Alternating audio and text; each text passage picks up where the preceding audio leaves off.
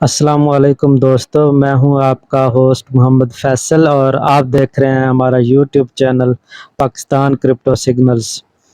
जैसे कि आपको मालूम है कि हमने अपने फेसबुक और व्हाट्सएप फेसबुक पेज और व्हाट्सएप ग्रुप में क्रिप्टो लेसन सीरीज एक सीरीज स्टार्ट की हुई है, जिसमें हम आपको क्रिप्टो ट्रेडिंग से रिलेटेड डिफरेंट चीज़ें सिखाते हैं कि मार्केट कैसे मूव कर रही होती है या किस तरह से ट्रेंड्स बन रहे होते हैं, मार्केट में कैंडल्स किस तरह बन रही होती हैं।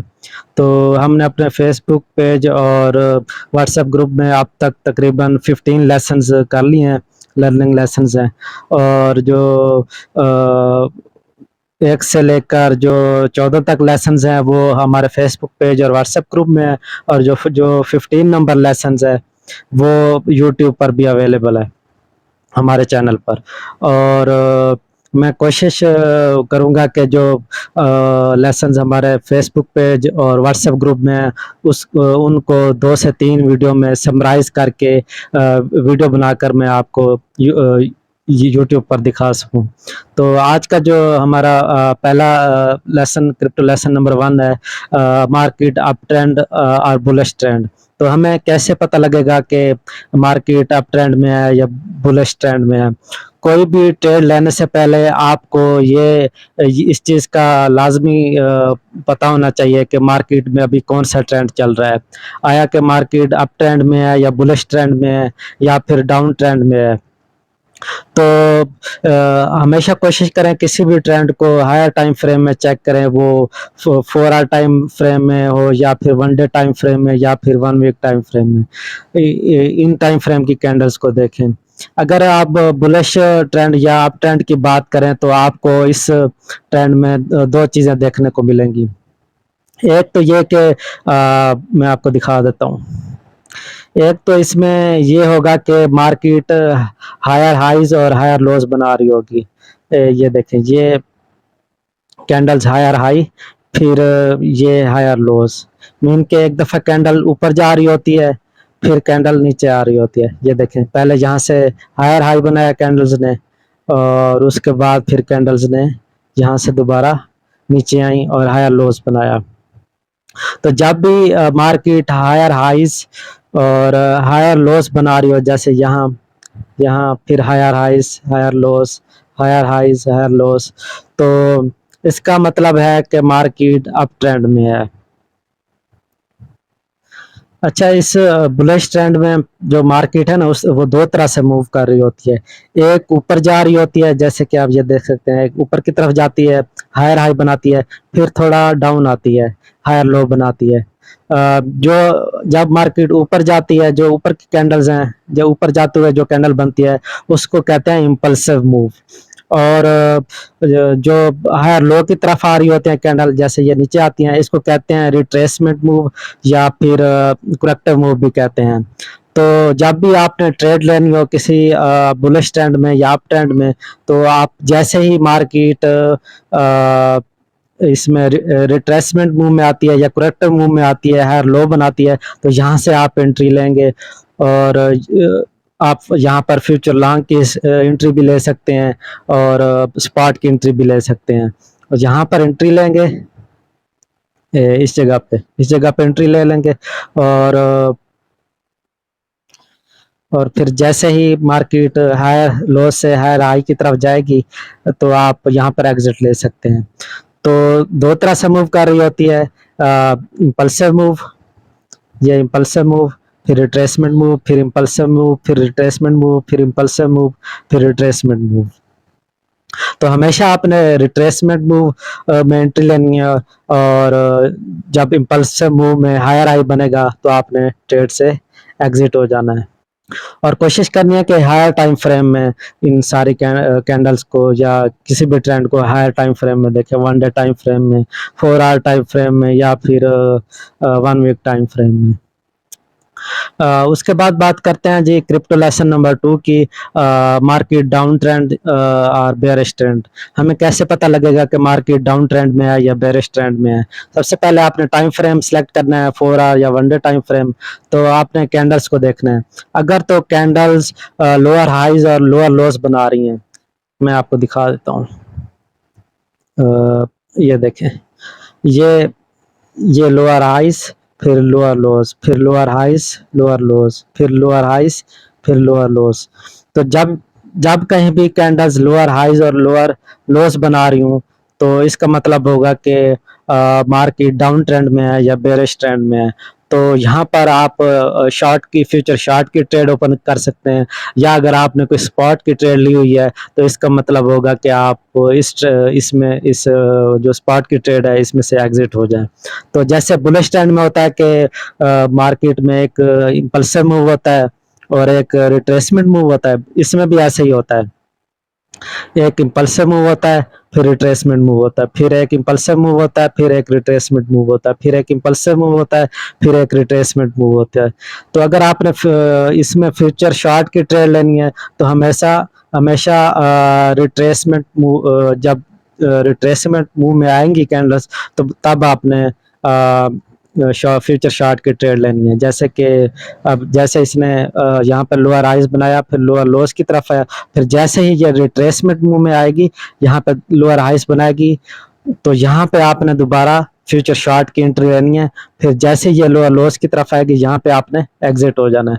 तो ये इसका है तरीकाकार कि डाउन ट्रेंड में आप शॉर्ट की ट्रेड कैसे ओपन करेंगे।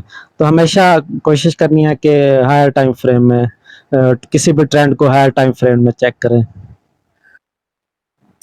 अब जी बात करते हैं क्रिप्टो लेसन नंबर 3 की, support and resistance levels in trending markets. तो कोई भी ट्रेंड चल रहा हो, चाहे वो बुलिश हो या बेरिश हो, तो आपको पता होनी चाहिए कि इस ट्रेंड में इसकी सपोर्ट कहाँ पे बन रही है और इसकी रेजिस्टेंस कहाँ पर बन रही है। क्योंकि जब तक आपको इसकी सपोर्ट और रेजिस्टेंस का पता नहीं होगा, तो आपके लिए ट्रेड लेना मुश्किल हो जाएगा। तो मैं आपको दिखा देता हूँ ये कैसे काम कर रहे होते हैं। अब ये देखें कि ये ऊपर की तरफ मैं आपको दिखाता हूँ। ये एक अप ट्रेंड है, ठीक है। तो अब देखें ये कैसे काम कर रहे होता है, सपोर्ट और रेजिस्टेंस किसी भी अप ट्रेंड में। अब ये देखें कि यहाँ से मार्केट यहाँ से नीचे आई, ठीक है। अब यहाँ से ऊपर गई, अब यहाँ पर है इस लेवल पर है एक रेजिस्टेंस। जैसे ही ये रेजिस्टेंस ब्रेक होती है यहाँ से, तो मार्केट ऊपर चली जाती है, ठीक है। अब गौर कीजिएगा, अब जैसे ही मार्केट यहाँ से नीचे आएगी, तो ये जो लेवल होगा ना, जो रेजिस्टेंस पहले ब्रेक हुई थी, ये वाली, ये रेजिस्टेंस जहां से ब्रेक हुई, अब ये सपोर्ट के तौर पर काम करेगी, ठीक है।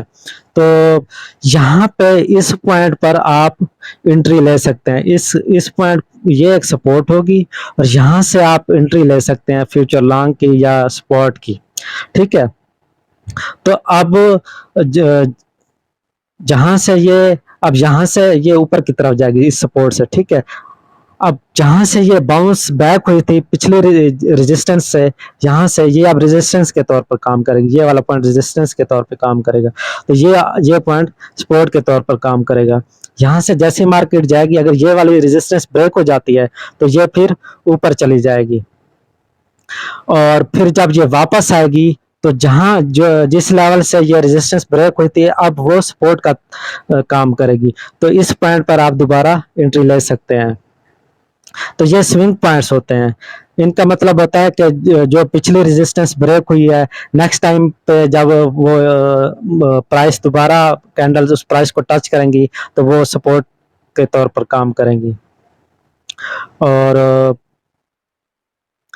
इसी तरह अगर आप डाउन ट्रेंड में देखें, तो डाउन ट्रेंड में ये होता है कि मार्केट नीचे की तरफ आ रही होता है। अब इसकी एक मिसाल है, जहाँ से मार्केट डाउन आई, तो यहाँ से अब दोबारा ऊपर की तरफ जा रही है, ठीक है। अब जहाँ से ये इसकी सपोर्ट ब्रेक हुई थी, पिछली सपोर्ट ब्रेक हुई थी, अब यहाँ पे जब दोबारा ऊपर की तरफ जाती है, तो ये वाला पॉइंट इसका रेजिस्टेंस के तौर पर काम करेगा।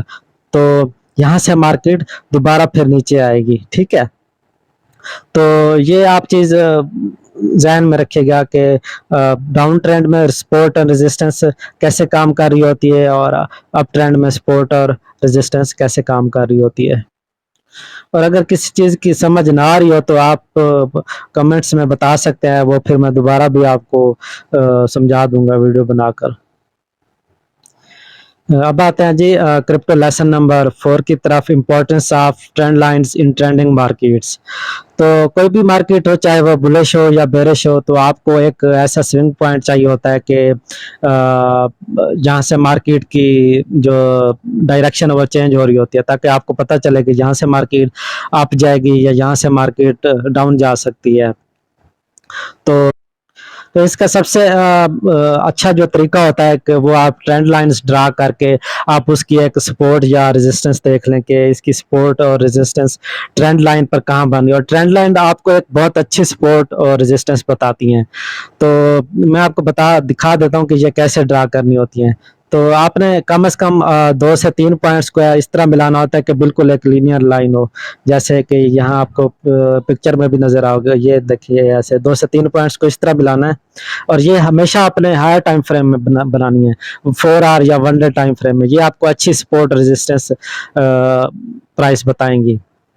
सपोज ये अगर आप अप ट्रेंड में देखें, इस पिक्चर में देखें तो एक दो, एक दो तीन चार, तकरीबन 4 पॉइंट्स को मिलाया हुआ है इस ट्रेंड लाइन में। तो कोई भी बुलिश मार्केट हो तो आपने ये ट्रेंड लाइन ड्रा करनी है इस तरह। तो ये आपको एक एवरेज प्राइस या एवरेज सपोर्ट प्राइस बता दे कि इस प्राइस पर इस प्राइस पर सपोर्ट है, और यहाँ से मार्केट दोबारा ऊपर जाएगी, तो यहाँ पर एक एंट्री बन रही है। इसी तरह डाउन ट्रेंड में जो होगी वो ट्रेंड लाइन होगी, वो रेजिस्टेंस का काम कर रही होगी। ये जैसे नीचे आप तस्वीर में देख सकते हैं। तो जैसे ही प्राइस इस लाइन को टच करेगी, यहाँ से दोबारा नीचे आएगी, फिर जैसे ही प्राइस इसको टच करेगी दोबारा नीचे आएगी। एक बात याद रखेंगे कि अप ट्रेंड में जो रेजिस्टेंस लाइन होगी नीचे वाली, ये सपोर्ट का काम कर रही होगी, और डाउन ट्रेंड में ये जो लाइन होगी, ये वाली ट्रेंड लाइन होगी, ये रेजिस्टेंस का काम कर रही होगी। अप ट्रेंड में ये जो लीनियर लाइन होगी, ट्रेंड लाइन होगी, सपोर्ट का काम करेगी, और डाउन ट्रेंड में ये जो लाइन होगी, ट्रेंड लाइन होगी, ये रेजिस्टेंस का काम करेगी। ये आपको एक प्राइस बता देगी कि यहाँ पर रेजिस्टेंस है। तो मैं आपको ड्रा करके दिखा देता हूँ कि ट्रेंड लाइन कैसे ड्रा करते हैं, कैसे।